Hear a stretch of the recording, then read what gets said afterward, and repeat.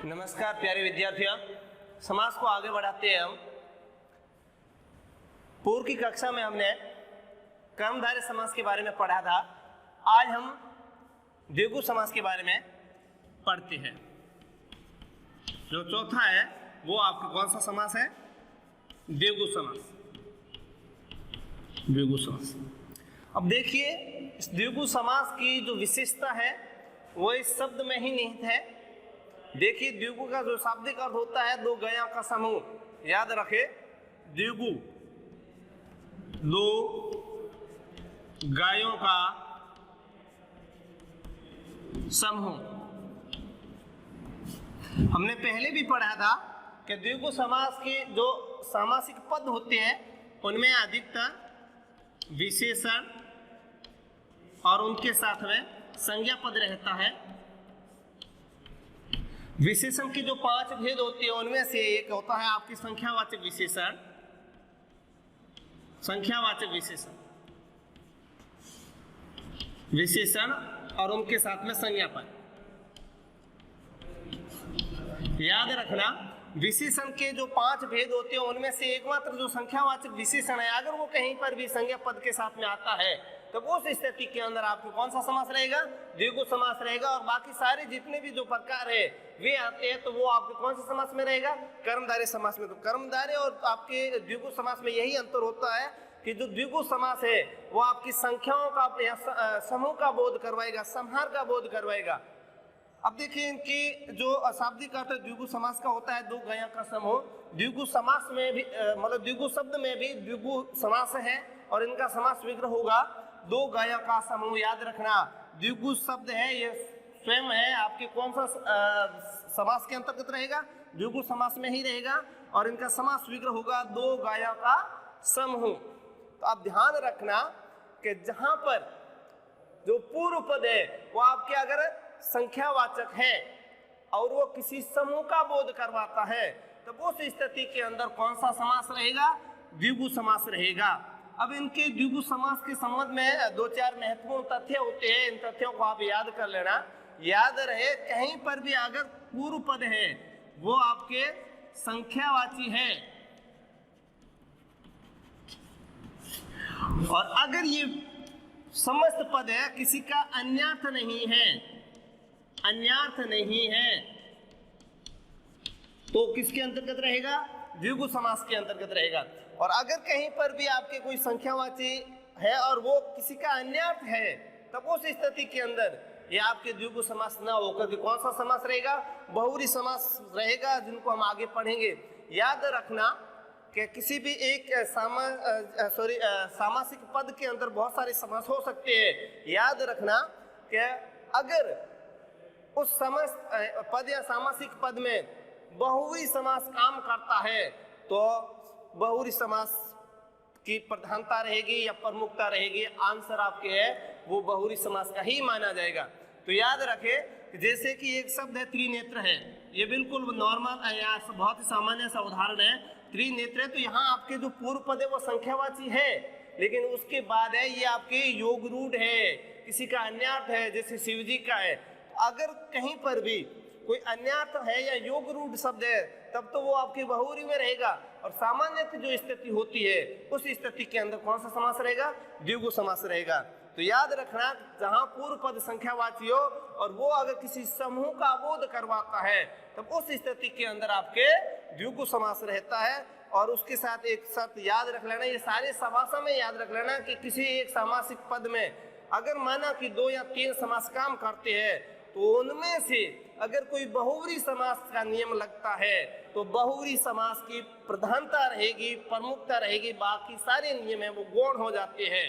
तो यहाँ अगर किसी का कोई संख्यावाची पद है और जो समस्त पद है वो किसी का योग रूढ़ है, अर्थात कहने का अर्थ है किसी का पर्यायवाची शब्द या अन्यर्थ ले रहा है, तो उस स्थिति के अंदर आपके कौन सा समास रहेगा? बहुव्रीहि समास रहेगा। जैसे दशानन है तो इसमें 10वें जो पूर्व पद है वो संख्यावाची तो है, लेकिन ये दशानन है ये किसी का मतलब योग रूढ़ है, किसका है?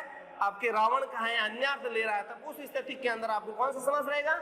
बहुव्रीहि समास रहेगा। तो याद रखना, कहीं पर भी पूर्व पद संख्यावाची और वो अगर समूह का बोध करवाता है तो उस स्थिति के अंदर आपके कौन सा समास रहेगा? द्विगु समास रहेगा। तो एक याद रखना इनके द्विगु समास के संबंध में, हालांकि पहले आप इनकी परिभाषा को उतार लें।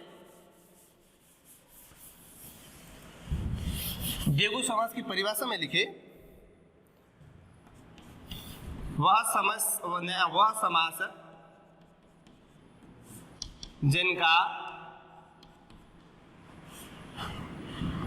पूर्व पद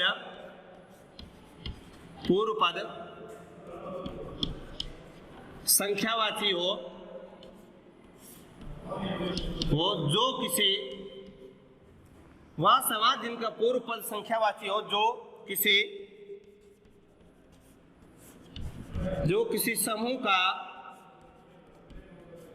किसी समूह का बोध कराता हो या बोध कराता है, उसे द्विगु समास कहते हैं।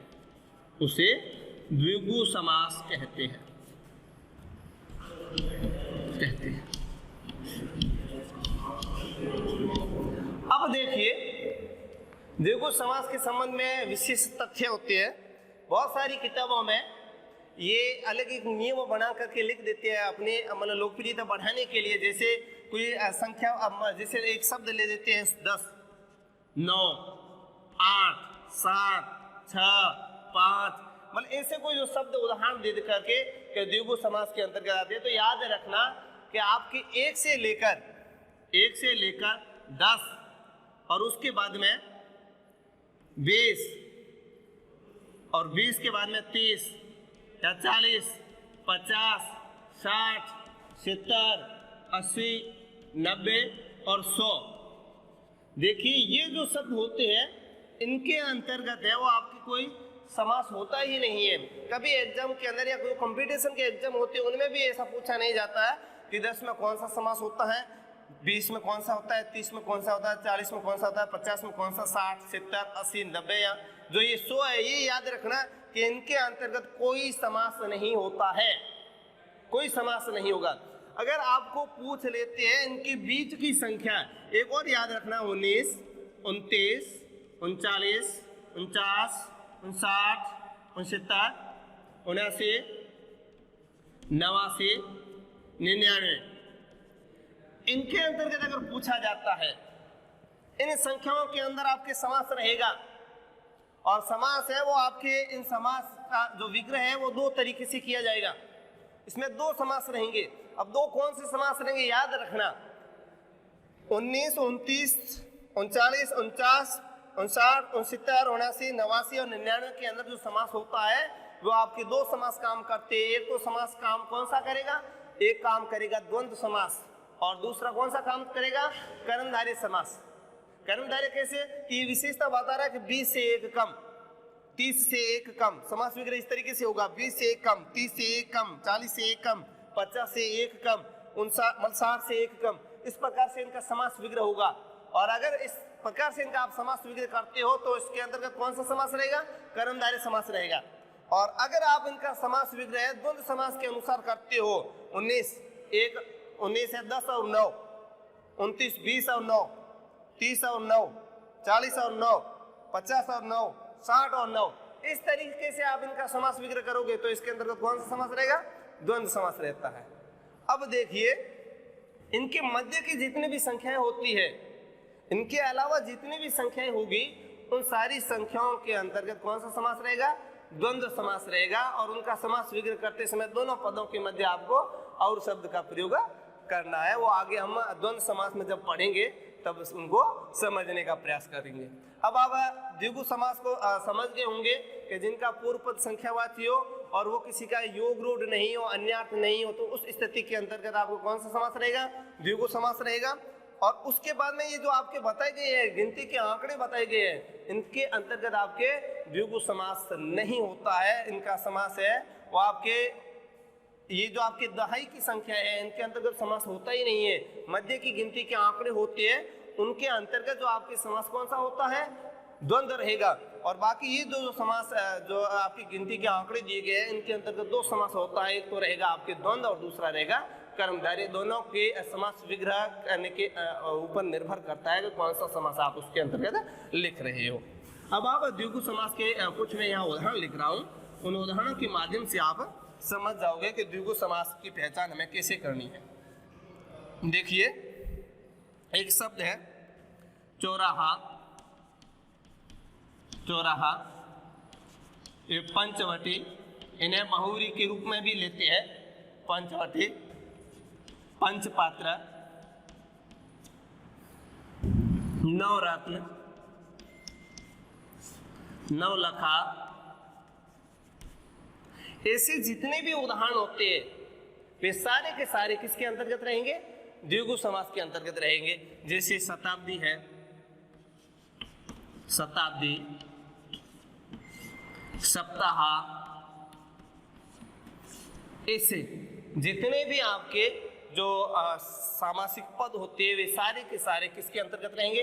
द्विगु समास के अंतर्गत रहेंगे। जैसे चौराहा शब्द है, चार राहों का समूह, और उसके बाद में पंचवटी, पांच वटियों का समूह, और इन्हें एक स्थान के रूप में लेते हो तो ये बहुव्रीहि समास का उदाहरण भी है। पंचपात्र, पांच पात्रों का समूह, नवरत्न, नौ रत्नों का समूह, नवलखा, नवलखा का समूह, शताब्दी, 100 अब्दों का समूह या 100 वर्षों का समूह, सप्ताह, 7 दिनों का समूह या सप्ताह का समूह। ऐसे जितने भी उदाहरण होते हैं ये सारे के सारे उदाहरण आपके किसके अंतर्गत रहते हैं? द्विगु समास के अंतर्गत रहते हैं। याद रखना कि द्विगु समास के अंतर्गत जब आप समास विग्रह करते हो तो कहीं पर आपके समूह की जगह समाहार लिखा हुआ भी मिल सकता है, तो जबकि दोनों है, समूह या समाहार है, वो आपके एक ही अर्थ देते हैं। तो समूह या समाहार में कंफ्यूज होने की आवश्यकता नहीं है। तो ये आपके द्विगु समास जो बहुत ही मतलब आसान है इन्हें समझना। अब हम द्विगु समास के आगे जो पांचवा भेद है द्वंद्व समास के बारे में जानते हैं। देखिए, द्वंद्व समास, जिस तरीके से द्विगु समास में हमने पढ़ा था कि जिनका पूर्व पद आपकी संख्यावाची होता है और जो किसी समूह का बोध करवाता है तो वहां आपके द्विगु समास होता है। तो द्वंद्व समास की जो परिभाषा है वो भी अपने आप मतलब इस द्वंद्व शब्द में ही निहित है, द्वंद्व समास। आज हम इस द्वंद्व के सामान्य अर्थ के बारे में जानते हैं। द्वंद्व मतलब दोनों के मध्य बराबरी का जब संघर्ष होता है उन्हें क्या कहते हैं? द्वंद्व कहते हैं। बराबरी की जो टक्कर होती है उन्हें क्या बोला जाता है? द्वंद्व बोला जाता है। कहते हैं आपस में एक दूसरे के प्रतिद्वंदी है, मतलब द्वंद्व का दोनों के मध्य टकराव होना। तो यहाँ एक द्वंद्व समास का सामान्य अर्थ भी यही लेते हैं कि इसके अंतर्गत जितने भी सामासिक पद होंगे, मतलब यहाँ जो समस्त पद, पूर्व पद और उत्तर पद है, वो आपस में एक दूसरे के टक्कर के होंगे। तार कहने का से विलोमार्थ होंगे, एक दूसरे की बराबर क्षमता रखने वाले होते हैं। तो यहाँ आप जब समझोगे, हम इनको विस्तार से पढ़ते हैं। देखिए, द्वंद्व समास की जब हम पदों की प्रधानता के आधार पर हमने पढ़ा था तो तीसरे भेद में पढ़ा था कि उभय पद प्रधान समास। एक पढ़ा शब्द लिखा था कि उभय पद प्रधान समास, उभय पद प्रधान समास, अर्थात ऐसा समास जिसके दोनों ही पद, पूर्व पद और उत्तर पद दोनों प्रधान होते हैं, उन्हें हम क्या कहते हैं? द्वंद्व समास कहते हैं। उभय पद प्रधान समास जिन्हें हम कहते हैं द्वंद्व समास। देखिए, तो वह समास जहां दोनों ही पद प्रधान होते हैं तो उन्हें हम द्वंद्व समास कहते हैं। ये तो उनकी सामान्य सी परिभाषा होती है। तो यहाँ इनकी परिभाषा और उनके किस तरीके से समास विग्रह किया जाता है उनसे जानने से पूर्व हम इनके भेदों के बारे में जानते हैं और उसके बाद में इनका समास विग्रह करते हैं, तब आसानी रहेगी हमें समझने में। देखिए, द्वंद्व समास के 3 भेद बताए गए हैं। एक होता है इतरेतर, इतरेतर द्वंद्व, इतरेतर द्वंद्व। दूसरा आपके होता है समाहार द्वंद्व, समाहार द्वंद्व, और उनके बाद में तीसरा होता है विकल्प द्वंद्व, विकल्प द्वंद्व। द्वंद्व समास के कितने भेद होते हैं? 3 भेद होते हैं। एक होता है इतरेतर द्वंद्व, दूसरा आता है समाहार द्वंद्व और तीसरा होता है विकल्प द्वंद्व। और इनका जो समास विग्रह है वो भी आपके अलग अलग तरीके से होता है कि किस भेद में कौन सा सामासिक पद रहेगा, उनके बारे में भी हम आगे जानेंगे। अब याद रखना, देखिए एक होता है इतरेतर द्वंद्व है, दूसरा समाहार द्वंद्व और तीसरा विकल्प द्वंद्व। इनको समझने से पहले एक मैं आपके शब्द लिख रहा हूं, जैसे एक माता पिता, शब्द को गौर से देखना, माता पिता, माता पिता। स्कूल का कोई विद्यार्थी है, स्कूल गया और उनके कक्षा अध्यापक ने विद्यार्थी से कहा कि कल आए आप अपने माता पिता को विद्यालय लेकर आना। अब देखिए मतलब एक माना कि पूरी कक्षा को कह देती है कि आप कल विद्यालय में अपने अपने माता पिता को लेकर आना। तो किसी विद्यार्थी के मन में आया कि माता और पिता दोनों को लाना है, माता और पिता इन दोनों को लाना है। किसी विद्यार्थी के दिमाग में आया कि घर के अंदर जितने भी अभिभावक है, माता पिता और बाकी और जो अभिभावक है, उन सबको लाना है। तो उन्होंने लिख दिया माता पिता आदि। और किसी के मन में ये आया कि माता को बुलाना है या पिता को बुलाना है, माता या पिता, माता या पिता।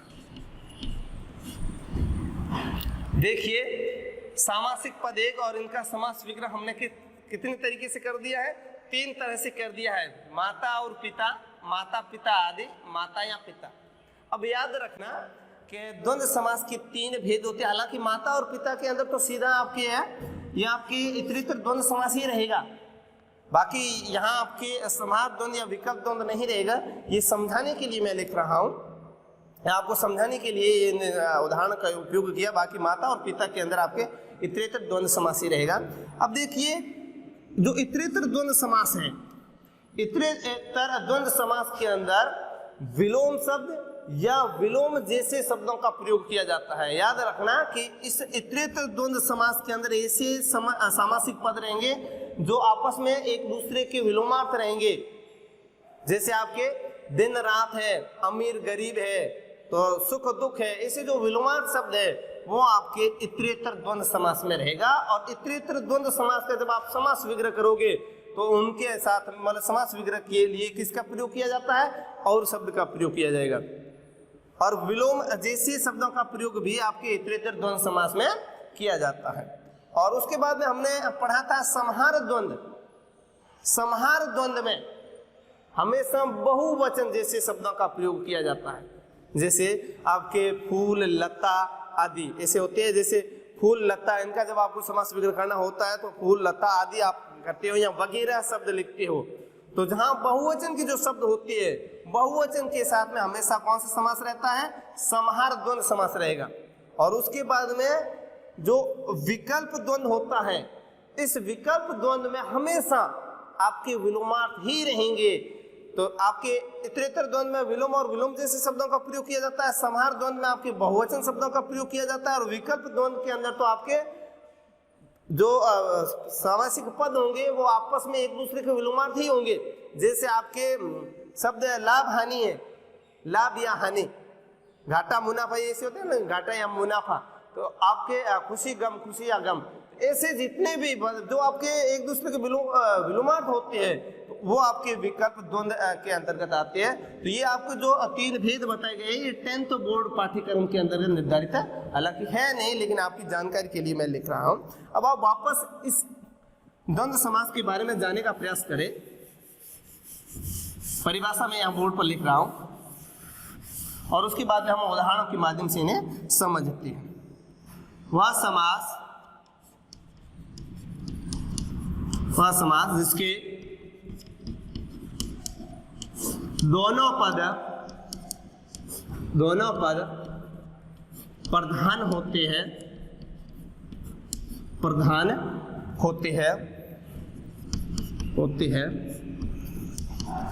उन्हें उसे द्वंद्व समास कहते हैं।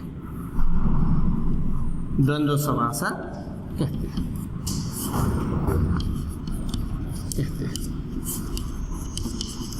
देखिए वह समास जिसके दोनों पद प्रधान होते हैं उन्हें द्वंद्व समास कहते हैं। और याद रखना बहुत सारी किताबों के अंदर भी लिखा हुआ है कि जहाँ बीच में योजक शब्द होते हैं तो योजक शब्द आते ही आपके द्वंद्व समास होगा।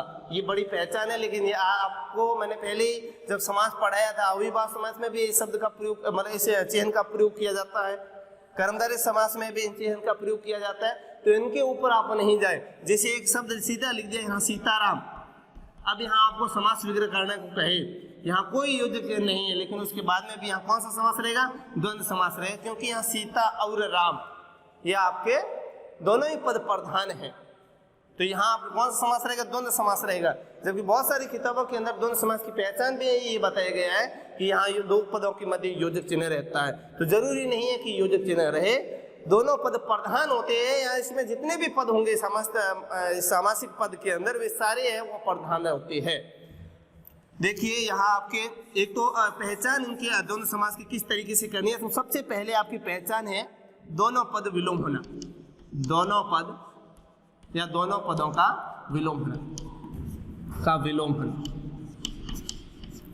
याद रहे कि द्वंद्व समास में जो दोनों पद है वो आपस में एक दूसरे के विलोम होंगे। अमल अधिकतर यही इनकी पहचान है। पहला है कि दोनों पदों का विलोम होना। दूसरी इनकी पहचान ये है आपके विलोम जैसे, दोनों पदों का विलोम जैसा होना, दोनों पदों का विलोम जैसा होना, विलोम जैसा होना। विलोम जैसा होना मतलब जैसे ये चाय पानी है, चाय पानी, या फिर दाल बाटी, दाल बाटी, ये आपस में विलोम नहीं है लेकिन विलोम जैसे हमें लगते हैं। तो ऐसे जितने भी पद होते हैं उन पदों के अंदर भी आपको कौन सा समास रहेगा? द्वंद्व समास रहेगा। पहला तो दोनों पदों का विलोम होना, जहां दोनों ही पद अगर विलोम है, आपस में एक दूसरे के विलोमार्थ है, तो संभावना ये बनती है कि उसके अंदर कौन सा समास रहेगा? द्वंद्व समास रहेगा। दूसरी विशेषता क्या है कि दोनों पदों का विलोम जैसा होना, कि विलोम नहीं है लेकिन उसके बाद भी अगर वो विलोम जैसा व्यवहार करता है तब उस स्थिति के अंदर भी आपके कौन सा समास रहेगा? द्वंद्व समास रहेगा। अब इसकी तीसरी कि जो प्रसिद्ध पति पत्नियों की जोड़े, ये याद रखना, प्रसिद्ध पत्नी या पति के जोड़े, पत्नी पति के जोड़े, याद रखना कि जिस सामासिक पद के अंदर पत्नी और पति के आपस में जो जोड़े बताए गए तो वहां उस स्थिति के अंदर आपको कौन सा समास रहेगा? द्वंद्व समास रहेगा। जैसे यहाँ एक उदाहरण अभी मैंने बताया भी था कि सीताराम है, शिव पार्वती है, ऐसे जितने भी उदाहरण बनते हैं वे सारे के सारे आपके द्वंद्व समास में रहेंगे। तो पहली स्थिति थी दोनों पदों का विलोम, दूसरी स्थिति दोनों पदों का विलोम जैसा कार्य करना, तीसरा है प्रसिद्ध पत्नी और पति के जोड़े हैं वो भी आपके द्वंद्व समास में रहती है। और चौथी स्थिति द्वंद्व समास की, ये अंतिम स्थिति है द्वंद्व समास की, कि गिनती की जो मध्य के आंकड़े होते हैं उस स्थिति के अंदर भी आपके द्वंद्व समास रहेगा। जैसे 33, 3 और 30, 34, 4 और 30, 35, 5 और 30, इसे मध्य की जितने भी आपके जो आंकड़े आते हैं मध्य गिनती के, उनके अंदर आपके द्वंद्व समास रहेगा। तो याद रखना मध्य गिनती की जितने भी आंकड़े होते हैं उनके अंतर्गत आपके द्वंद्व समास रहेगा। 10 है, 20 है, 30, 40, 50, 60, 70, 80, 90 या 100 है, ये आपके सामासिक पद होते नहीं है, इनमें समास विग्रह होता नहीं है।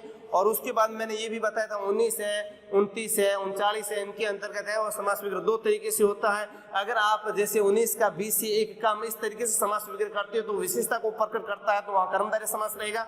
और अगर इनका समास विग्रह आपके और योजक के साथ में करते हो तो उस स्थिति के अंदर आपके द्वंद्व समास रहेगा, 19 जैसे 9 और 10। तो आज की क्लास के अंदर इतना ही, और उसके बाद में आगामी कक्षा में हम बहुव्रीहि समास को पढ़ेंगे। धन्यवाद।